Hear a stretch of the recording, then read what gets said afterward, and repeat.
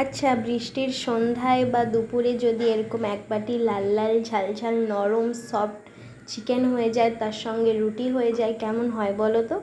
তো চলো এই রেসিপিটা তোমাদের সঙ্গে শেয়ার করি।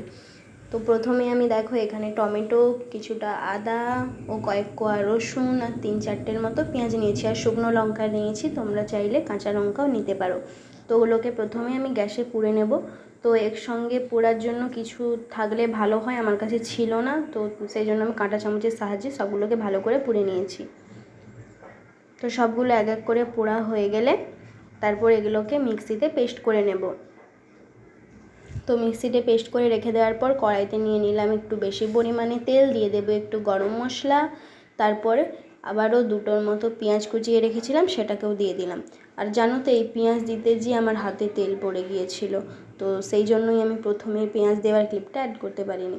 তো তারপরে পেঁয়াজ দেওয়ার পর পেঁয়াজটা লাল লাল করে ভাজা হয়ে গেলে অ্যাড করব চিকেনটা অ্যাড করে দেওয়ার পর ওতে একটু হলুদ গুঁড়ো আর দিয়ে দেব 1 চামচের মতো লবণ, ছোটো চামচে।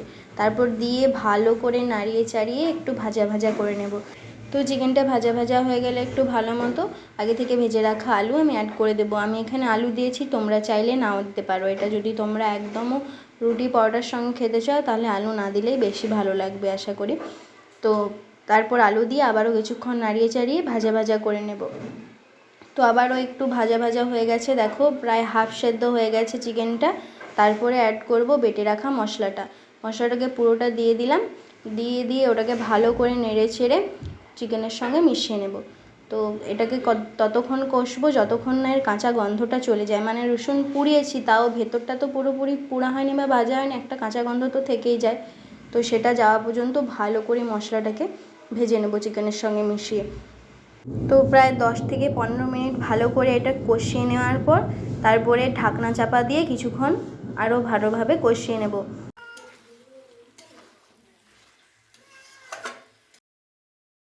দেখো ঢাকা চাপা যে দিয়ে রেখেছিলাম, আমি কোনো জলও অ্যাড করিনি এতে, এমনি থেকেই খানিকটা জল বেরিয়ে এসেছে। তো জলটাকে আবার শুকনো শুকনো হওয়া পর্যন্ত আবারও কষিয়ে নেব, যতক্ষণ না মশলা থেকে তেল ছেড়ে আসে এইভাবে। তারপর এইভাবে তেল ছেড়ে এলে মশলা থেকে দিয়ে দেব বাটি ধুয়ে রাখা জল, মানে মশলা যে বাটিটায় ছিল আর কি, দিয়ে দেবো জল বাটি ধুয়ে রাখা। তো এই রেসিপিতে জানো বেশি জলের একদমই প্রয়োজন হয় না, যেহেতু আগে থেকে চিকেনটা ভাজছিলাম তখন, তো হাফ সেদ্ধ তখনই হয়ে যায়, বেশি জল প্রয়োজন হয় না।